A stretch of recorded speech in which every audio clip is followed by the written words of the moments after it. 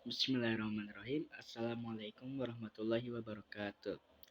Perkenalkan, nama saya Muhammad Nizar Ilham. Saya dari Ekonomi Syariah kelas 2B. Di sini saya akan sedikit menjelaskan tentang tugas yang diberikan dari pelajaran ekonomi makro. Jadi di sini saya akan menjelaskan tentang ekonomi makro yang ada di sekitaran kita dan masalahnya. Nah, pertama-tama kita perkenalan dulu nih sama ekonomi makro. Jadi, ekonomi merupakan salah satu ilmu yang telah berkembang sejak zaman peradaban kuno dulu. Dari mulai bentuk yang paling sederhana, ilmu ekonomi yang berkembang juga menjadi lebih kompleks dan terstruktur seperti saat ini. Nah, kemudian ekonomi makro mempelajari soal ekonomi secara keseluruhan.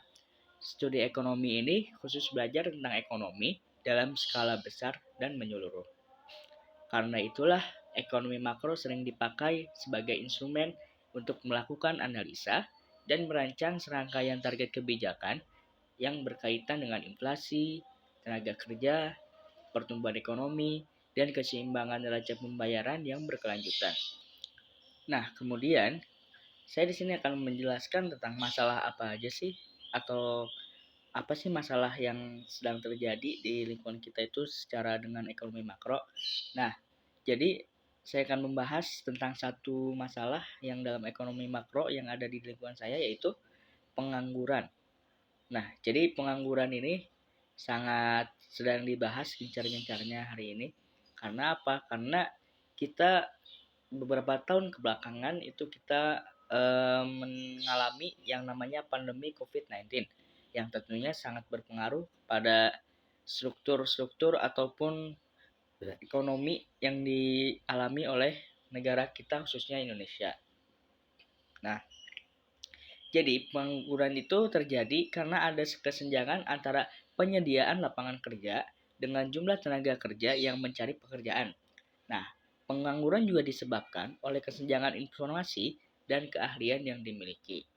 Nah, kemudian di sini ada data yang dari saya ketahui dari Direktur Perencanaan Makro dan Analisis Statistik Bappenas, yaitu Bapak Eka Chandra Buana, mengatakan dari sisi risiko ekonomi global dalam 5 tahun mendatang yang telah dipetakan Bappenas, setidaknya ada 9 risiko global yang berpotensi mengganggu aktivitas ekonomi termasuk di domestik.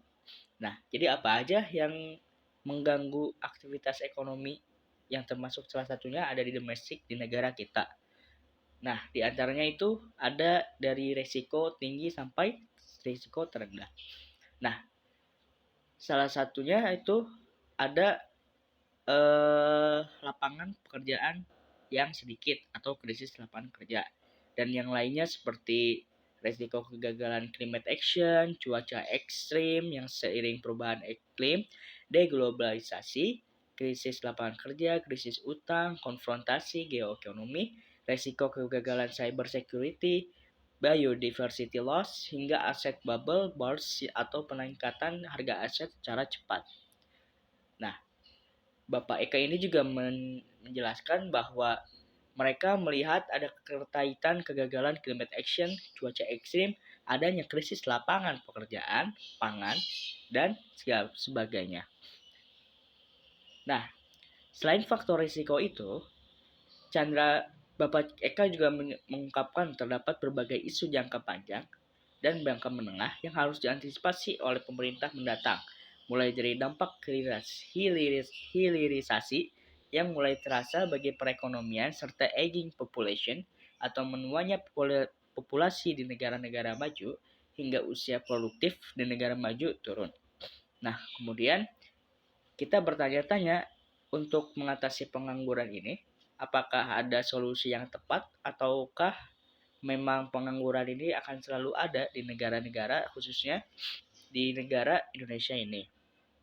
Nah, sebenarnya ada beberapa cara yang bisa negara kita lakukan untuk mencegah pengangguran. Namun, cara-cara ini tidak sepenuhnya bisa membereskan pengangguran ini dengan menyeluruh, karena dengan cara-cara ini pastinya akan membutuhkan waktu dan juga keefektifannya itu sangat kecil, tapi bisa sedikit mengurangi masalah pengangguran ini. Nah, kemudian apa saja sih cara-cara yang harus negara kita lakukan untuk mengurangi tingkat pengangguran?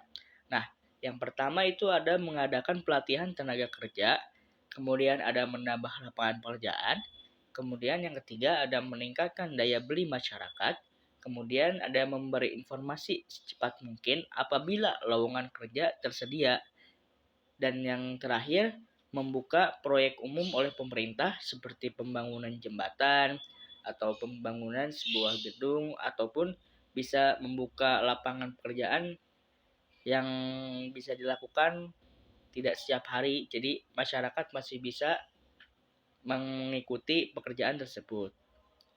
Nah, mungkin cukup sekian dari saya.